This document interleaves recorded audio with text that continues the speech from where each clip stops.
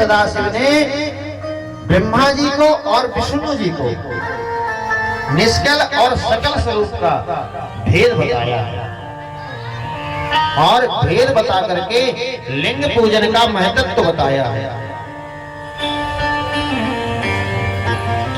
आगे महाराज पार्थिव शिवलिंग पूजन की विधि है। शिवलिंग की पूजन हमें कैसे करना चाहिए? जो पार्थिव शिवलिंग चल रहा है, पूजन चल रहा है, उसकी विधि है यहाँ। हमें पार्थिव शिवलिंग कैसे करना चाहिए, किस विधि से करना चाहिए और किस प्रकार से करना चाहिए?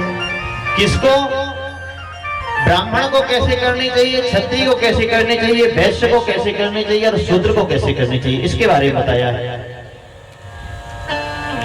तो महाराज हम जितना पुराण में लिखा है उतना कर नहीं सकते, उतना हम कर नहीं सकते, क्योंकि यहां पर लिखा है कि मिट्टी भी चारों वर्णों के लिए अलग अलग बताई गई है। ब्राह्मण को चाहिए कि महाराज श्वेत वर्ण की मृत्तिका से शिवलिंग का निर्माण करे। ब्राह्मण के लिए शिवलिंग का निर्माण श्वेत वर्ण की मृत्तिका से करना चाहिए, ये ब्राह्मण के लिए बताया गया है। और क्षत्रिय को चाहिए कि महाराज रक्त वर्ण की मृत्तिका से शिवलिंग का निर्माण करना चाहिए। ये मैं नहीं कह रहा हूं, ये शिव पुराण में लिखा हुआ है। आप शिव पुराण में विद्येश्वर संहिता में स्पष्ट पढ़ सकते हैं, इसमें लिखा हुआ है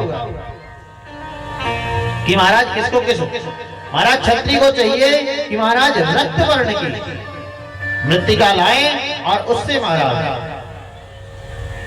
शिवलिंग का निर्माण करें। और महाराज और तो और वैश्य को पीत वर्ण की मृत्तिका का उपयोग करना चाहिए और शूद्र को चाहिए काली मृत्तिका का उपयोग करना चाहिए। काली मिट्टी है ना, उसका शूद्र को उससे शिवलिंग का निर्माण करना चाहिए। भगवान शिव के 8 नामों के द्वारा, भगवान शिव के 8 नामों के द्वारा मृत्तिका को खोदना चाहिए। और 8 नामों को नहीं ले सकते तो महाराज नमः शिवाय का जप कर करके, और महाराज स्थान भी अच्छा होना चाहिए जहां की मिट्टी लाए। कहीं से भी किसी के हाथों से भी मिट्टी नहीं मंगवाना चाहिए। जिस मिट्टी को लाएं उस मृत्तिका का पहले पूजन करें और पूजन कर करके फिर महाराज नमः शिवाय का जप कर करके और मृत्तिका को वहां से निकालें और फिर लाएं। ये मैं नहीं कह रहा हूं, ये शिव पुराण कह रही है। जो हम पार्थिव शिव लिंग की रचना करते हैं उनका स्रोत कितना होना चाहिए? तो महाराज अंगूठे से छोटे नहीं होने चाहिए। जो हम शिवलिंग का निर्माण कर रहे हैं अंगूठे से छोटे नहीं। ऐसा नहीं कि संख्या बढ़ाने के लिए महाराज और छोटी छोटी झोली बना के रख दिए, नहीं, उसका अंगुष्ठ से छोटे नहीं होने चाहिए, अंगूठे से छोटे नहीं होने चाहिए और महाराज 12 अंगुल से बड़े नहीं होने चाहिए। पार्थिव शिवलिंग 12 अंगुल से बड़े नहीं होने चाहिए और अंगुष्ठ मात्र से छोटे नहीं होने चाहिए। ये शिवलिंग बनाने का की विधि है। फिर बड़े भाव से पूजन करना चाहिए। पूजन किस प्रकार करना चाहिए इसके बारे में बताया गया है। शिवलिंग का पूजन किस प्रकार? तो महाराज भगवान शिव के सामने बैठ करके पूजन नहीं करना चाहिए। भगवान शिव के सामने बैठ करके पूजन नहीं करना चाहिए और भगवान शिव के पीछे बैठ करके, महाराज पीछे बैठ करके कुछ करना ही नहीं चाहिए। पीछे बैठ करके ना तो कथा सुननी चाहिए और ना कोई कर्म करना चाहिए। तो महाराज भगवान शिव के ना तो सामने बैठ करके पूजन करना चाहिए ना पीछे बैठ करके पूजन करना चाहिए। तो किस दिशा में बैठे? कहा महाराज उत्तर में भी नहीं बैठना चाहिए, क्योंकि उत्तर में माँ गौरी विराजमान होती है, वामांग विराजमान होती ना माँ गौरी। तो कहा किस दिशा में? कहा महाराज दक्षिण दिशा में उत्तर मुख बैठ करके और फिर भगवान शिव का पूजन करना चाहिए। बड़े आनंद से पूजन करना चाहिए। ये शिव पुराण में स्पष्ट लिखा हुआ है। इस नियम से पूजन करना चाहिए। ये नियम है बनाने का और पूजन में बैठने का, ये नियम है। ये शिव पुराण बता रहा है कि हमें बैठना किस दिशा में चाहिए, कैसे पूजन करना चाहिए, कैसी मिट्टी का उपयोग करना चाहिए, ये शिव पुराण बता रहा है। महाराज बड़े ही मंत्रोपचार और खूब भगवान का आनंद पूर्वक पूजन करें, अभिषेक करें, और महाराज जब विसर्जन करें तो भगवान को कैलाश पर बिठाल करके फिर विसर्जन करें, क्योंकि भगवान अपने कैलाश पर जाएं और फिर उनका विसर्जन करें।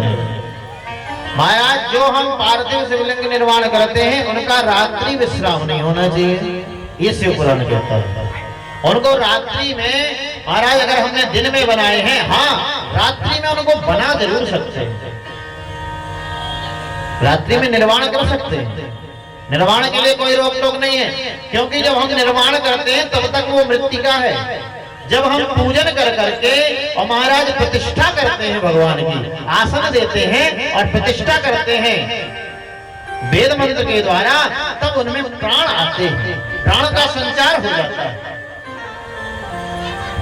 तब तो महाराज पूजन तो दिन में करते हैं, तो बना निर्माण तो रात्रि में कर सकते हैं। और महाराज पूजन के बाद उनका महाराज रात्रि विश्राम नहीं होना चाहिए। पार्थिव शिवलिंग का डेली बनाओ, रात्रि में बना लो, सुबह पूजन कर लो, अभिषेक कर लो, और सायंकालीन में किसी जलाशय में या किसी तीर्थ क्षेत्र में जाकर के और उनको प्रवाह कर लो। रात्रि विश्राम नहीं करना चाहिए। ये पार्थिव शिवलिंग पूजन की विधि है। अभी तो इतना हम नहीं कर सकते, क्योंकि अब श्वेत वर्ण की, ब्राह्मण के लिए श्वेत वर्ण की मृत्तिका, चलो श्वेत तो मिल जाएगी, अब रक्त वर्ण की ढूंढने कहाँ जाए, रक्त वर्ण की, अब कहा भाई पीत वर्ण की कहाँ, जबकि मृत्तिका होती है, मृत्तिका का स्वरूप होता है, ऐसा नहीं है। श्वेत वर्ण की मृत्तिका भी होती है, पहले दीवालों में पोतने के काम आती थी ना, वो मिट्टी तो है, जमीन से ही निकलती है। श्वेत वर्ण की भी होती है, पीत वर्ण की भी होती है, आप सब लोग तो जानते ही होंगे। काले वर्ण की भी होती है और लाल वर्ण की भी होती है। फिर भी हमें जिस वर्ण की मिल जाए, अंत में कहा है सूत जी ने कि हमें जिस वर्ण की मिल जाए उस वर्ण से शिवलिंग का निर्माण करना चाहिए। पर एक बात का ध्यान देना चाहिए कि अंगुष्ठ मात्र से छोटे नहीं होने चाहिए शिवलिंग। जल्दी जल्दी संख्या बनाने के चक्कर में और छोटी छोटी गोली बना के रख दिए महाराज, ये नहीं, ध्यान देना चाहिए। 12 अंगुल से बड़े नहीं होने चाहिए, इसका विशेष ध्यान देना चाहिए। महाराज दिशा का भेद यूं बता दूं, महाराज जलहरी के सामने बैठ करके पूजन नहीं करना चाहिए और जलहरी के पीछे बैठ करके पूजन नहीं करना चाहिए। फिर किसी भी दिशा में बैठ करके पूजन कर लो, चले जाएगा। इतना जरूर ध्यान रखें, इसका जरूर ध्यान देना चाहिए। बाकी हम किसी भी दिशा में बैठ करके और भगवान का अभिषेक करें, पूजन करें, पर सामने जिधर जलहरी है उसके सामने, एकदम सामने बैठ करके पूजन नहीं करना चाहिए और एकदम पीछे बैठ करके भी पूजन नहीं करना चाहिए। इस चीज का विशेष ध्यान रखना चाहिए। महाराज जो हम पार्थिव शिवलिंग बनाते हैं उसमें महाराज विशेष स्वरूप नहीं बनाना चाहिए। कई बार हम आंखें बना देते हैं, कई बार कान बना देते हैं, कई बार नाक बना देते हैं, कई बार मुंह बना देते हैं, ऐसा नहीं होना चाहिए। शिवलिंग एकदम गोलाकार होना चाहिए, और जब गोलाकार शिवलिंग होता है महाराज बढ़िया निर्माण। फिर देखो आप सुंदरता, जहाँ भगवान की प्रतिष्ठा होती है वहाँ स्वयं सुंदरता आ जाती है। कई बार हम मूर्ति प्रतिष्ठा से पहले देवी इत्यादि की जब हम स्थापना करते हैं, नवरात्रि वगैरह में आजकल चलता ही है ना, देवी पूजन करते हैं तो दुर्गा जी का स्वरूप मंगाते हैं। पर जब आपने देखा होगा जब प्रतिष्ठा से पूर्वक मूर्ति कुछ और होती है, पर जब प्रतिष्ठा हो जाती है तो आप उनका स्वरूप में भेद देख सकते हैं, ये अपनी आंखों से देख सकते हैं। महाराज इसमें सुनने और जानने की कोई जरूरत नहीं, स्वयं देख सकते हैं, तो तुरंत परिवर्तन आ जाता है। क्योंकि उसमें जीव, उसमें लगता है कि देवी जी आकर के अंश रूप में विद्यमान हो गई। देवाधीनां जगत् सर्वं मंत्राधीनश्च देवता महाराज, क्योंकि देवता भी मंत्र के अधीन हैं। मंत्रों से देवता खींचे चले जाते हैं। देवताओं के अधीन जगत है, पर महाराज मंत्रों के अधीन देवता है। इसलिए जैसे ही मंत्रोपचार उनकी पूजन होती है, आप पूजन तो डेली कर रहे हैं, आप देख लेना अंतर डेली देखते होंगे। जब शिवलिंग का निर्माण होता है, उसके बाद जब आप प्रतिष्ठा करते होंगे, तो आप उनके स्वरूप का दर्शन करिए। डेली आप कर रहे हैं ना, आप तुरंत अंतर देख सकते हैं, तुरंत लक्षण, क्योंकि तुरंत भोले बाबा का अंश विद्यमान होता है, अंश आ जाता है। और अंश आ जाता है तो महाराज वो अपना स्वरूप, अपना तेज तुरंत विद्यमान हो जाता है। इसलिए पार्थिव शिवलिंग बढ़िया सुंदर शिवलिंग की तरह ही बनाना चाहिए। उसमें ज्यादा महाराज